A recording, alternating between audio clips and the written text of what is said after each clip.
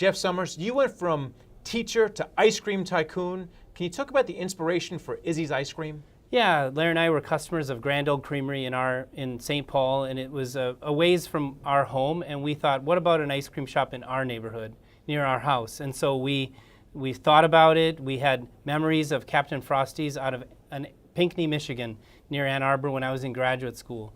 And with the combination of those two things, we really thought we could do something for our neighborhood, kind of revive the experience for the community where we were living.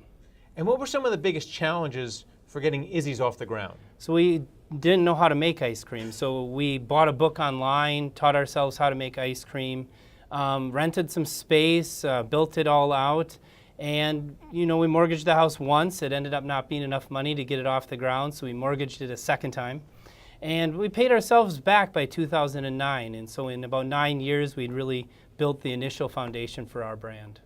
And then how did you start to hire? Because initially it was just yourself and your wife, but as you grew, you had to add more people to the Izzy's family. How did you do that? We hired students, neighbors, former students of mine, neighbors, and we just built, and then we really worked hard to retain employees. And so, for example, today, a couple of our key employees have been with us 13 and 10 years, starting all the way back at the age of 14 with us, or even at the age of 16 in our company.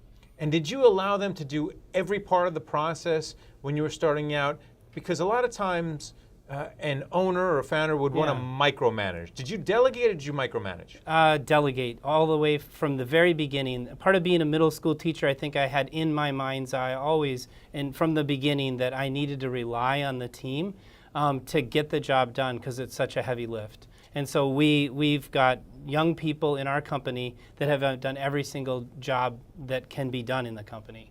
And how did you get the word out to grow Izzy's? So we were open our first season. I was still teaching half-time, and it was good that we weren't too popular at the moment, but then as soon as we were covered in the newspaper, we had lines out the door.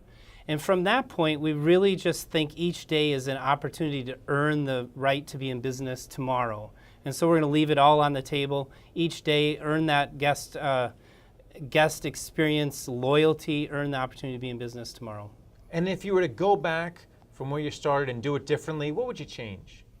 I think we would change a little bit about how we would preserve capital and how we would spend every dollar, and really think a lot harder about what that ROI would be.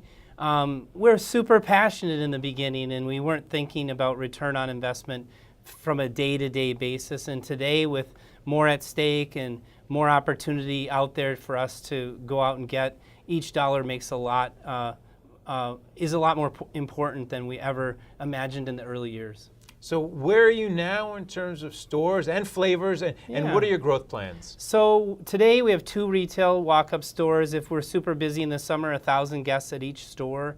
We're in about 80 grocery stores, 80 restaurants, and just this winter we've just started our brand new approach to growing the company again by 2 to 3-fold over the next 3 to 5 years. So we expect today, by this time next year, to be in hundreds of grocery stores. We're a sole supplier to the Minnesota Twins. We're working with other Major League Baseball teams to be an ice cream supplier to them as well. We do an entire program of soft serve, hard scoop, gelato, and we went back to the old, very tried and true chocolate malt cup. We've made what we think is a fresh and very tasty version of that baseball dessert classic. And then finally, what are the biggest challenges that may hamper or prohibit you from achieving those growth plans? It's a 2 sides of the coin. We are bootstrapping our company in this new growth model as we've been for many years.